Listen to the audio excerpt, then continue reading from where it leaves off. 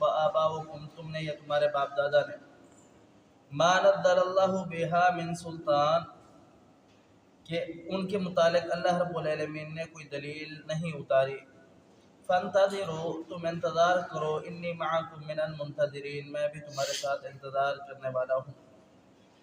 فانجیناہ، پس اللہ رب العالمین نے نجات دی اس کو، والذین، اور ان لوگوں کو، معہ، جو اس کے ساتھ تھے۔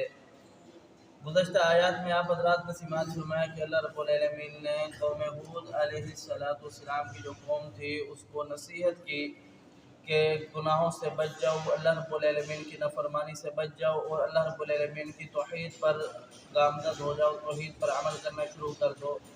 قوم نے مخالفت کی اس بات کی، اور ساتھ ہی انا اور ہٹ درمی دکھائی، کہا کہ جو ہوتا ہے ہو جائے، ہم تو اسی دین پر چلنے والے ہیں، ہم تو اپنے باپ دادا کے دین کو نہیں چھوڑ سکتے۔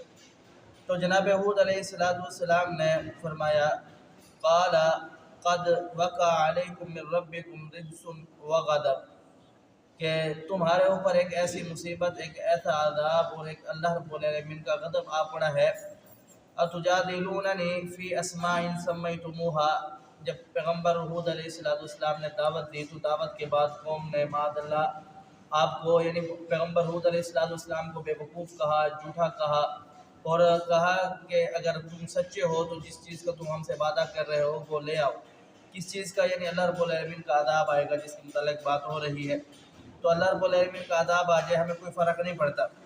تو جناب ہود علیہ السلام نے کہا، اتجادلوننی فی اسماء سمیتموها، کیا تم مجھ سے جھگڑا کرتے ہو ان ناموں کے متعلق جن کو تم نے رکھا ہے، انتم و آباؤکم، یا پھر تمہارے باپ دادا نے رکھا ہے۔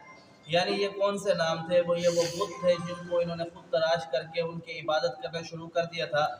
پیغمبر ہود علیہ السلام ان کو یہ نصیحت کر رہے کہ جن کو تم نے خود اپنے ہاتھوں سے تراش کیا اور ان کی عبادت شروع کر دی، وہ کہاں سے بنا تمہارے معبود ہو سکتے ہیں؟ معبود تو صرف ایک اللہ کی ذات ہے، تم ان کے متعلق مجھ سے جھگڑا کرتے ہو۔ فرمایا کہ ما نزل اللہ بہا من سلطان، جس کے متعلق اللہ رب العالمین نے کوئی دلیل بھی نہیں اتاری۔